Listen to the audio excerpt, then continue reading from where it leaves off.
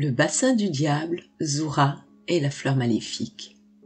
C'est sur les hauteurs de l'île, il y a déjà bien longtemps, que la légende du bassin du diable prend naissance.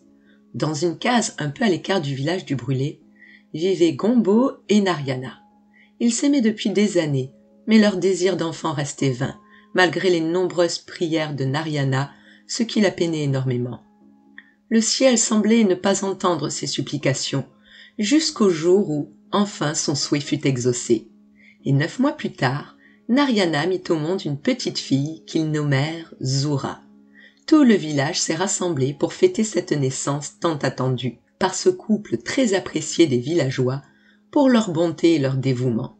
Une journée de joie et de bonheur pour tous. Dès sa naissance, Nariana prit soin d'entourer et choyer Zoura. Elle veillait constamment sur elle, jusqu'à ne vivre et ne penser que pour son enfant. Zoura grandit rapidement, et au fur et à mesure qu'elle grandissait, sa beauté faisait de même, provoquant l'admiration de tous ceux qui croisaient son chemin. Ses moindres désirs, ses moindres caprices étaient immédiatement satisfaits, ce qui la rendit peu à peu méprisante, orgueilleuse et exigeante, amenant ainsi de la froideur à son égard. Ce qui bien sûr ne lui plut guère, et elle s'en agaça, méprisant un peu plus tous ceux qu'elle n'appréciait pas. Sa mère était peinée de cette situation, mais il était déjà trop tard, et Combo, son père, désespéré, n'avait jamais osé intervenir ou la contrarier par amour pour sa femme.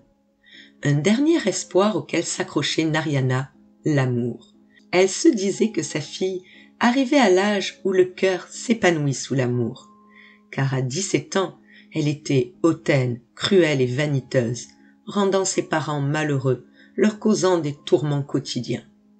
Autant de défauts contrastant avec son incroyable beauté, faisant penser qu'un monstre se cachait sous une apparence merveilleuse.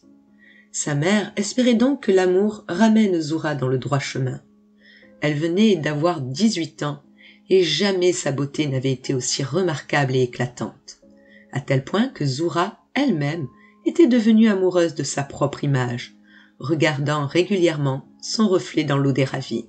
C'est lors d'une de ses promenades en solitaire qu'elle arriva au bord d'un précipice circulaire, attirée par une fleur au rouge intense et éclatant, située juste sur une des pentes les plus inclinées. Telle une tache de sang sur un tapis verdoyant, après l'avoir vue, Zoura n'avait plus qu'une idée en tête. Cette fleur devait être à elle. Lui vint alors une pensée infernale qu'elle mettrait à exécution. Elle connaissait l'effet qu'elle pouvait faire sur les gens, et notamment les jeunes hommes. Elle prit donc la décision qu'elle ordonnerait d'aller chercher la fleur au premier qui lui déclarerait son amour, et ce, quel que soit le danger mortel qu'il courait. Quelques jours plus tard, une fête avait lieu au village, l'occasion pour Zoura de se parer de ses plus beaux atouts. Ainsi apprêtée, son arrivée produisit une forte sensation, à sa grande satisfaction. Pratiquement tous les jeunes gens étaient après elle, délaissant les autres jeunes filles. N'ayant que l'embarras du choix, elle jette son dévolu sur un des plus jeunes et intimidé par sa beauté. Sous les encouragements de Zoura, ce dernier finit par déclarer sa femme, mais elle lui indiqua douter de sa sincérité. L'infortuné la supplia de la mettre à l'épreuve, exactement ce qu'attendait Zoura. Elle l'amena alors loin du village, jusqu'au bord du précipice garni de lianes et d'arbustes, et, d'un simple geste, lui montra la fleur rouge sang, lui disant juste « Je la veux ». Mais ce que vous me demandez est impossible. Vous voulez m'envoyer à la mort.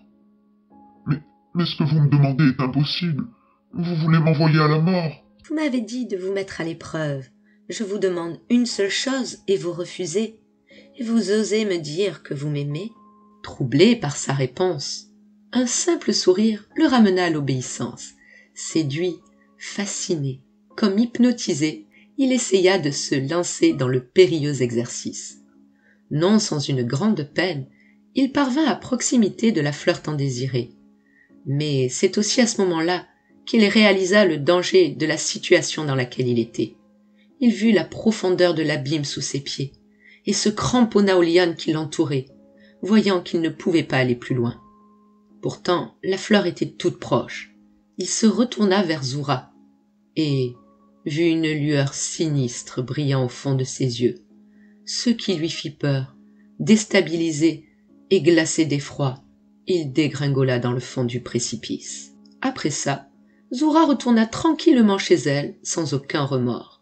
Le lendemain, tout le village était préoccupé par la disparition du jeune homme. Sachant qu'il était parti avec Zura, les villageois l'interrogèrent. Cette dernière leur raconta calmement et avec une grande froideur ce qui était arrivé, créant un sentiment de répulsion à son égard. Malgré ce drame, Zura continua de ravager le cœur des jeunes gens des environs, et de nombreux garçons vinrent se brûler au feu de Zura. Un garçon périt même d'amour pour elle, la laissant de marbre, totalement insensible à la situation, malgré le désespoir de la mère du jeune homme, ce qui amena à une haine publique envers la jeune fille. Les habitants, indignés, souhaitaient son départ du village. C'est à ce moment qu'un étranger arriva, un beau jeune homme séduisant et attirant, bien qu'à ses côtés, on eût ressenti un certain malaise, sans toutefois en déceler l'origine. Sa peau était claire comme de l'ivoire.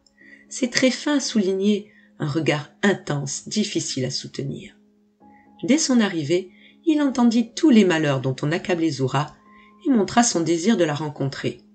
Tous les habitants souhaitèrent le détourner de ce désir, mais il n'en eut que faire et se présenta à elle. Troublée par son regard étrange, Zura rougit et balbutia. Elle avait trouvé son maître. Avec cette arrivée, les rôles vont changer.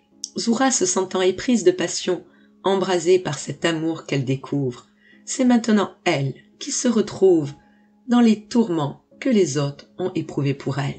Les jours passaient, et Zura aimait de plus en plus l'étranger, qui restait un mystère, un inconnu. Une nuit, Zura fit un effroyable cauchemar, se voyant emportée dans les profondeurs de l'abîme par l'inconnu, essayant en vain de fuir, alors que chacune de ses victimes venait lui reprocher ses souffrances.